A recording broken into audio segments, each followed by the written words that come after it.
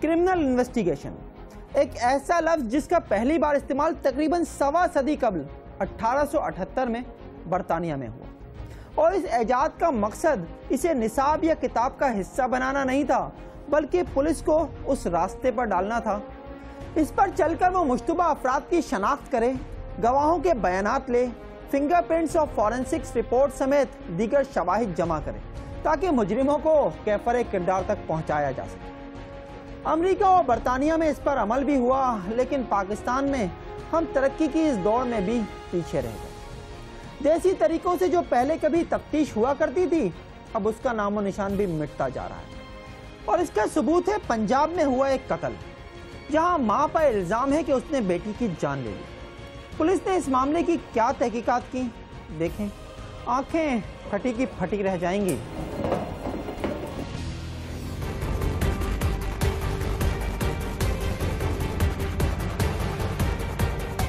अगर कोई गार होता तो फिर उस बच्चे से छीन लेता।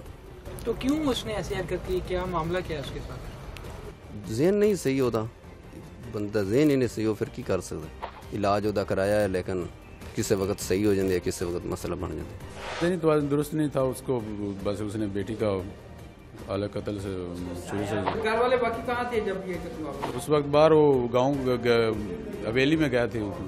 दुनिया में माँ का रिश्ता ऐसा है जिसका कोई बदल नहीं, क्योंकि औलाद की खातिर माँ हर किस्म की तकलीफ बर्दाश्त करती है। मगर जरूरी नहीं कि हर मामले में ऐसा ही हो, क्योंकि जुर्म दुनिया में होते हैं और इंसान से ही सरजद होते हैं, लिहाजा माँ भी कातिल हो सकती है। लेकिन इस केस का गजब पहलू ये है कि मुलजिमा के चचा और शौहर का कहना है कि घर पर कोई नहीं था, वरना बच्ची को बचा लिया जाता। मगर पुलिस तहकीकात का आलम यह है कि एफआईआर में लिखा गया कि बेटी को कत्ल होते हुए बच्ची के बाप और दीगर 2 अफराद ने भी देखा। मुसम्माद फरजाना नाम की औरत है, गुज़श्ता 3-4 माह से ये नफसियाती मरीजा बन चुकी थी। ये दोपहर 4 बजे करीब इसने जाके वो बच्ची अपनी जो है उसके गले पे बच्ची के गले पे छुरी चला दी है। 302 की एफआईआर हो रही है। ये तो मेडिकल ऑफिसर इस बारे में वजाहत बता सकेगा कि भाई ये आया वाकई नफसियाती मरीजा है।